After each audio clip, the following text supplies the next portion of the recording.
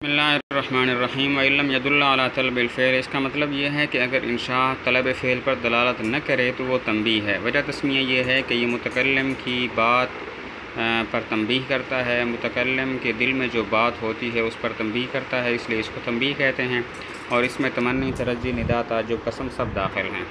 اگر انشاء طلب فعل پر دلالت نہ کرے تو وہ تنبیہ ہے۔ وجہ تسمیہ یہ ہے کہ یہ متکلم کے دل کی بات پر تنبیہ کرتا ہے، اس لیے اس کو تنبیہ کہتے ہیں، اور اس میں تمنی، ترجی، ندا، تعجب، قسم جو ہیں وہ سب داخل ہیں۔ ترجمہ: وَإِلَّمْ يَدُلَّ، اور اگر وہ دلالت نہ کرے فعل کی طلب پر، بس وہ تنبیہ ہے، اس لیے کہ اس نے تنبیہ کی اس چیز پر کہ جو متکلم کے دل میں ہوتی ہے، وَيَنْدَرِجُ، اور اس میں داخل ہے تمنی، ترجی، ندا، تعجب اور قسم۔ وَلِقَائِلٍ، ایک سوال نقل کر کے اس کا جواب دیتے ہیں۔ سوال یہ ہے کہ استفہام اور نہیں انشاء میں سے ہیں، حالانکہ یہ انشاء کی قسم و تمنی وغیرہ میں سے کسی کے اندر بھی داخل نہیں ہیں۔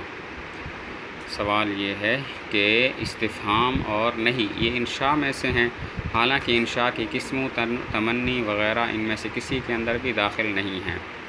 ایک وہم ہوتا تھا کہ استفہام تنبیہ میں داخل ہے اور جو نہیں ہے وہ امر میں داخل ہے۔ اس وہم کو یہاں سے زائل کرتے ہیں کہ استفہام تنبیہ میں داخل نہیں ہو سکتا، اس لیے کہ استفہام کہتے ہیں استعلام کو، یعنی مخاطب کی ضمیر میں مخاطب کے دل میں جو بات ہے اس کو معلوم کرنا، جبکہ تنبیہ کہتے ہیں متکلم کے دل میں جو بات ہے اس پر اطلاع پانا۔ استفہام تنبیہ میں داخل ہے، اس وہم کو زائل کر دیا کہ استفہام تنبیہ میں نہیں ہے، اس لیے کہ استفہام کہتے استعلام کو، یعنی مخاطب کے دل کی بات کو معلوم کرنا، جبکہ تنبیہ کہتے ہیں متکلم کے دل والی بات پر اطلاع دینا۔ اور اسی طرح نہیں بھی امر میں داخل نہیں ہے، کیونکہ امر طلب فعل پر دلالت کرتا ہے، جبکہ نہیں طلب ترک فعل پر دلالت کرتی ہے۔ تو مصنف اس سوال کا جواب دے رہے ہیں کہ استفہام تنبیہ میں اور نہیں امر میں داخل ہے۔ باقی رہی یہ بات کہ استفہام کا معنی اور ہے، تنبیہ کا معنی اور ہے، تو کیسے داخل ہے؟ تو اس کا جواب دیا کہ مناسبت لغویہ کا اعتبار نہیں ہے یہاں پہ، اور نہیں امر میں داخل ہے۔ باقی رہی یہ بات کہ امر تو طلب فعل پر اور نہیں طلب ترک فعل پر دال ہے، تو اس کا جواب یہ ہے کہ نہیں میں جو ترک ہوتا ہے اس ترک سے مراد عدم فعل نہیں ہے، بلکہ اس ترک سے مراد کف نفس ہے۔ تو نہیں میں طلب کف نفس ہوتا ہے، تو جس طرح امر میں طلب ہوتی ہے اسی طرح نہیں میں بھی طلب ہے، تو اس طرح نہیں کو امر میں داخل کرنا درست ہو جائے گا۔ تو وَلِقَائِلٍ سے ایک سوال نقل کر کے جواب سوال یہ ہے کہ استفہام اور نہیں انشاء میں داخل ہیں، حالانکہ یہ انشاء کی قسم و تمنی وغیرہ میں سے کسی کے اندر بھی داخل نہیں ہے۔ ایک وہم ہوتا تھا کہ شاید استفہام تنبیہ میں اور نہیں امر میں داخل ہے،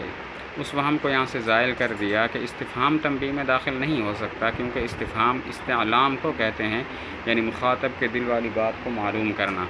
جبکہ تنبیہ کہتے ہیں متکلم کے دل والی بات پر اطلاع پانا۔ اور نہیں امر میں اس لیے داخل نہیں کہ امر طلب فعل پر دلالت کرتا ہے، جبکہ نہیں طلب ترک فعل پر دلالت کرتی ہے۔ تو لیکن المصنف سے شارح جو ہے وہ اس سوال کا جواب دے رہے ہیں کہ استفہام تنبیہ میں اور نہیں امر میں داخل ہے۔ باقی رہی یہ بات کہ استفہام کا معنی اور تنبیہ کا معنی اور، تو یہ کیسے داخل ہو سکتا ہے؟ تو اس کا جواب دیا مناسبت لغویہ کا اعتبار نہیں ہے، نہیں امر میں داخل ہے۔ باقی رہی یہ بات کہ امر کو تو طلب فعل پر اور نہیں جو ہے وہ ترک پر دلالت کرتی ہے، طلب ترک پر دلالت کرتی ہے، تو اس کا جواب یہ ہے کہ نہیں میں جو ترک ہوتا ہے اس سے مراد کف النفس ہے، یعنی نفس کو روکنا، اس سے مراد عدم الفعل نہیں ہے، تو نہیں میں بھی طلب کف نفس ہوگا۔ تو جس طرح امر میں طلب ہوتی ہے نہیں میں بھی طلب ہے، تو نہیں کو امر میں داخل کرنا درست ہو جائے گا۔ ترجمہ کرتے ہیں۔ وَلِقَائِلٍ، اور کہنے والے کے لیے جائز ہے کہ وہ کہے استفہام اور نہیں خارج ہیں تقسیم سے، بہرحال استفہام پس اس وجہ سے کہ لائق نہیں ہے اس کو بنانا تنبیہ سے، اس لیے کہ وہ معلوم کرنا ہے اس چیز کو جو مخاطب کے دل میں ہوتی ہے، نہ کہ تنبیہ کرنا اس چیز پر جو متکلم کی ضمیر میں ہوتی ہے، اور بہرحال نہیں پس بوجہ اس کے امر میں داخل نہ ہونے کے، اس لیے کہ وہ دلالت کرنے والی ہے طلب ترک پر نہ کہ طلب فعل پر۔ لیکن مصنف نے داخل کیا استفہام کو تنبیہ کے تحت اور اعتبار نہیں کیا مناسبت لغویہ کا، اور نہیں کو امر کے تحت، بنا کرتے ہوئے اس بات پر کہ ترک وہ کف النفس ہے، نہ کہ عدم الفعل، فعل کا نہ ہونا اس چیز سے کہ جس کی شان میں سے یہ ہو کہ وہ فعل ہے۔ وَلَوْ أَرَدْنَا، ایک فائدہ بیان کیا کہ اب تک جو کچھ ہم نے بیان کیا وہ اس صورت میں ہے جب کہ ہم استفہام اور نہی کو انشاء کی قسموں میں صراحتاً داخل نہ کریں، اور اگر ہم صراحتاً داخل کرتے ہیں تو پھر تفصیل اس طرح ہوگی۔ اوپر جو تفصیل گزری وہ اس وقت ہے جب ہم استفہام اور نہی کو تقسیم میں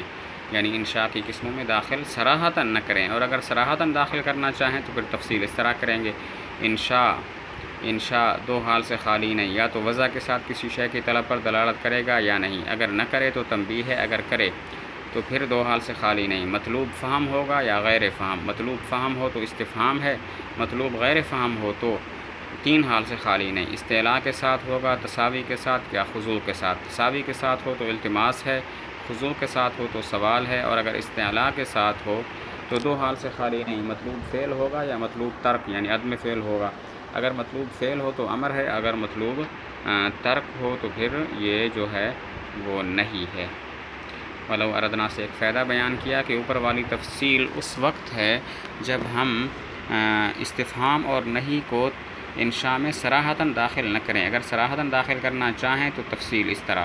انشاء دو حال سے خالی نہیں، یا تو وضع کے ساتھ طلب پر دلالت کرے گا یا نہیں، اگر نہ کرے تو تنبیہ ہے، اگر کرے تو مطلوب فہم ہوگا یا غیر فہم، مطلوب فہم ہو تو استفہام، مطلوب غیر فہم ہو تو پھر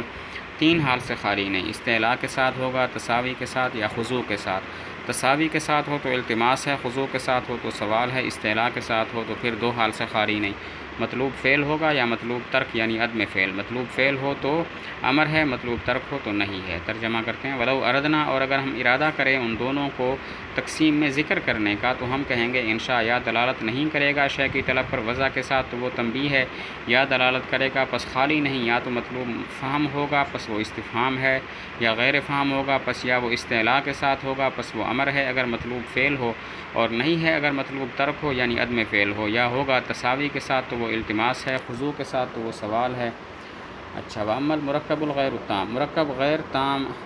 کی دو قسمیں ہیں، مرکب تقییدی، مرکب غیر تقییدی۔ مرکب تقییدی وہ ہے کہ جس میں جزء ثانی جزء اول کے لیے قید ہو، جیسے حیوان ناطق میں ناطق حیوان کے لیے قید ہے۔ مرکب غیر تقییدی وہ ہے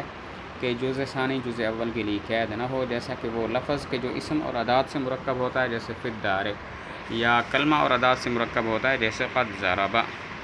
وَأَمَّا الْمُرَكَّبُ الْغَيْرُ التَّامُ، مرکب غیر تام کی دو قسمیں ہیں، مرکب تقییدی، مرکب غیر تقییدی۔ مرکب تقییدی وہ ہے کہ جس میں جزء ثانی جزء اول کے لیے قید ہو،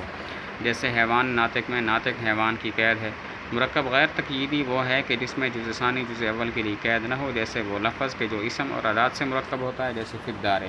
یا کلمہ اور ادات سے مرکب ہوتا ہے جیسے قد ضرب۔ اچھا، اب ترجمہ کرتے ہیں۔ وَأَمَّا الْمُرَكَّبُ الْغَيْرُ التَّامُ، مرکب غیر تام پس یا جزء ثانی اس میں قید ہوگی جزء اول کے لیے اور وہ تقییدی ہے جیسا حیوان ناطق، یا ایسا نہیں ہوگا اور وہ غیر تقییدی ہے جیسا کہ وہ لفظ کے جو مرکب ہو اسم اور ادات سے یا کلمہ اور ادات سے۔